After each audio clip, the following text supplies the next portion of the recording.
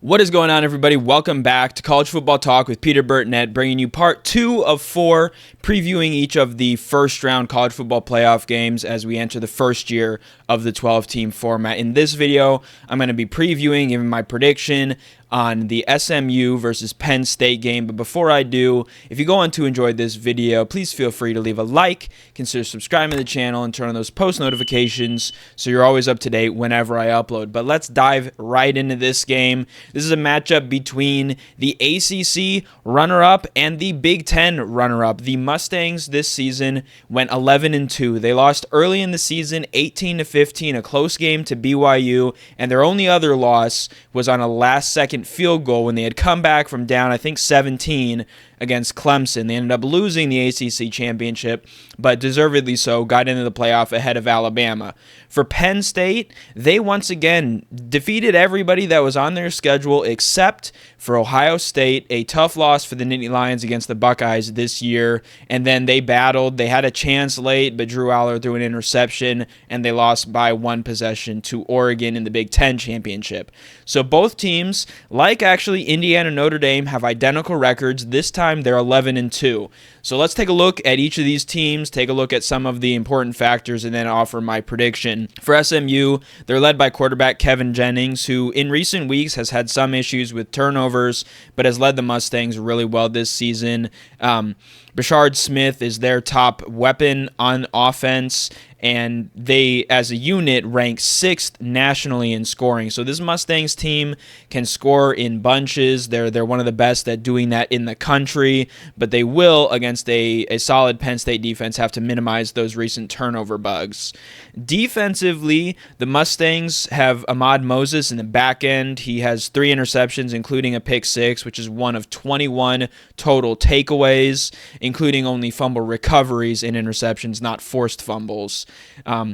Jafari Harvey is one of 4 players with 5 or more sacks. He has 7 to lead the way. So this team can get after the quarterback, among the best in college football, like their counterparts in this game, Penn State. So that is something to watch. The Mustangs are going to be pressuring Drew Aller throughout this game, and how many times they can get home to him could play a pivotal role in this game. And then their leading tackler is linebacker Kobe Wilson, who has 110 total tackles, and he also has 3 sacks. As a team, they have 40 this season, so SMU, again, will certainly be on watch for getting sacks.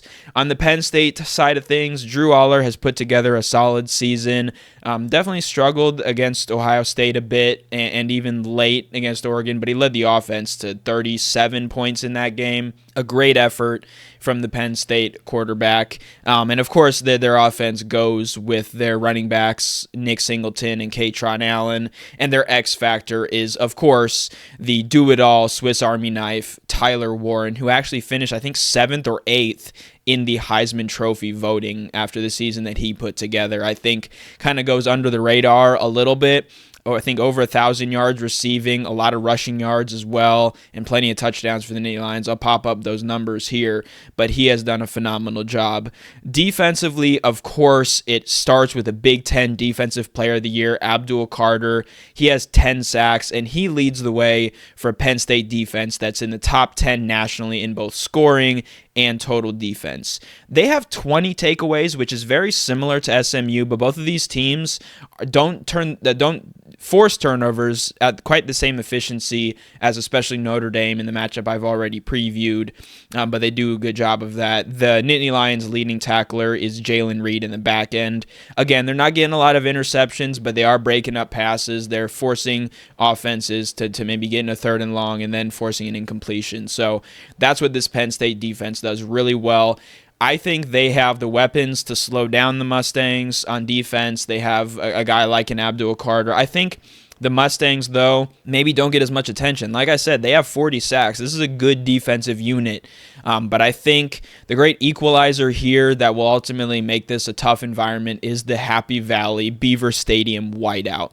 Penn State, yes, it's a noon game. Why they didn't do that earlier in the season is something that Joel Klatt talked about in his preview video for this week, in his prediction video.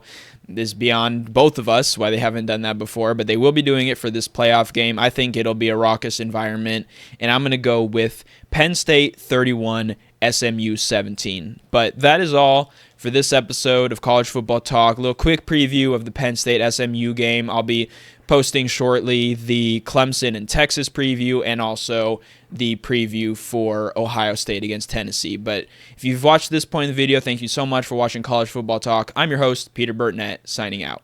Peace.